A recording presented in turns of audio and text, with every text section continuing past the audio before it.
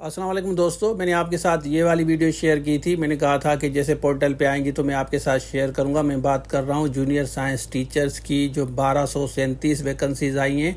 सारी detail share करूंगा, portal पे लेके चलूंगा कि पोर्टल पे जाके कैसे आपको अप्लाई करना है, क्योंकि काफ़ी कैंडिडेट्स को पता नहीं चल रहा, चालान कैसे पे करना है। और ऑफिशियल सिलेबस आने के बाद जो है आप ये कोर्स ले सकते हैं। रजिस्ट्रेशन हम कर रहे हैं। जो भी सीरियस कैंडिडेट हैं इस नंबर पर रब्ता करके आप रजिस्ट्रेशन कन्फर्म करवा लें। उसके बाद थोड़ा सा वेट करेंगे, क्योंकि ऑफिशियल सिलेबस आएगा तो उसी हिसाब से जो भी कोर्स आउटलाइन होगी, चीज़ें होंगी, आपके साथ हम शेयर करेंगे वन बाय वन। अब आप वीडियो पूरी देखें और दोस्तों के साथ ज़रूर शेयर करें। तो चलिए शुरू करते हैं।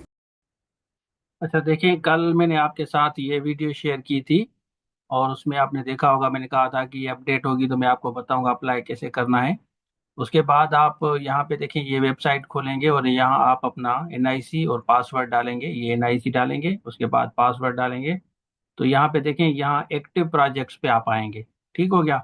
उसके बाद हम नीचे आते हैं, ये दूसरी जॉब्स भी हैं, एएसआई की जॉब्स हैं। और यहाँ पे देख सकते हैं कि सेप्को में आई हैं।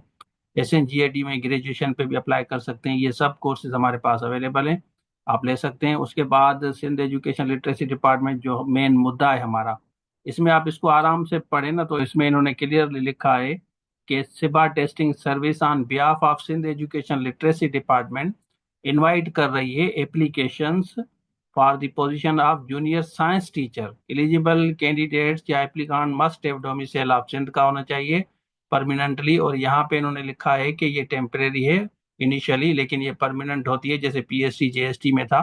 ठीक हो गया। तो उसके बाद ये कह रहे हैं कि कंफर्म किया जाएगा आपको। तो ये प्रोजेक्ट अभी आ गया है। तो यहाँ पे हम आएंगे व्यू पोस्ट पे, या आप एडवर्टाइजमेंट भी डाउनलोड कर सकते हैं, आपकी मर्जी है। ये तो पहले आपने देखी हुई है, लेकिन अब अप्लाई करेंगे, व्यू पोस्ट पे हम क्लिक करेंगे। उसके बाद इसका चालान भी है, ये भी आप नोट कर लें। अप्लाई पे हम क्लिक करेंगे, ठीक है।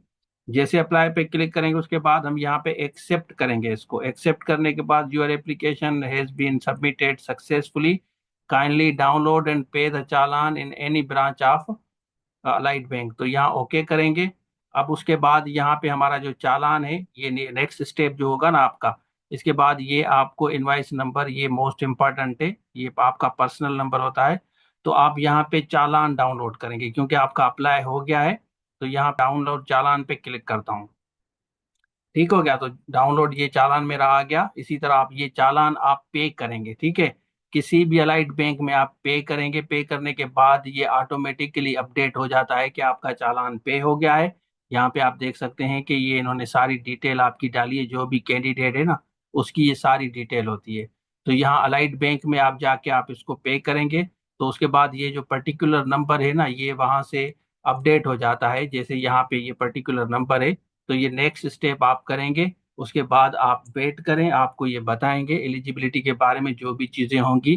तो अब जाके आप आराम से अप्लाई करें। दूसरी जॉब्स हैं उसके लिए भी यहाँ पे आपने अप्लाई किया है ऑलरेडी दूसरी जॉब्स के लिए, तो उसका भी ये सारी डिटेल आ गई है।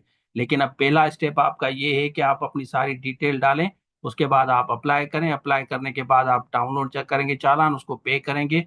तो यहाँ पे पे करने के बाद ये अपडेट ऑटोमेटिकली हो जाता है। मेरे ख्याल में आपको क्लियर हो गया। यहाँ पे नेक्स्ट स्टेप इन्होंने ये कहा है।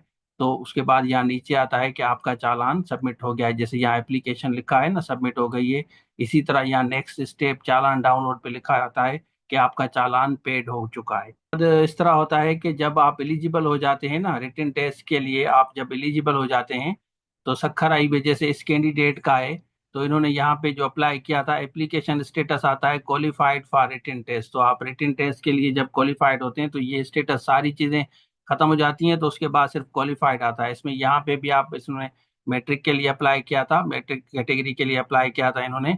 तो इसमें भी इनका जब देखें एलिजिबिलिटी फाइनल हो जाती है, तो यहाँ पे लिखा आता है कि क्वालिफाइड फॉर रिटन टेस्ट। तो इस तरह आगे जाके आएगा। ये सारी चीज़ें दूसरी यहाँ पे जो भी पड़ी है ना, ये देखें ट्रैकिंग आईडी नंबर वगैरह, ये सारी detail. Next step form submitted पे यहाँ पे डिटेल दूसरी आ जाएगी।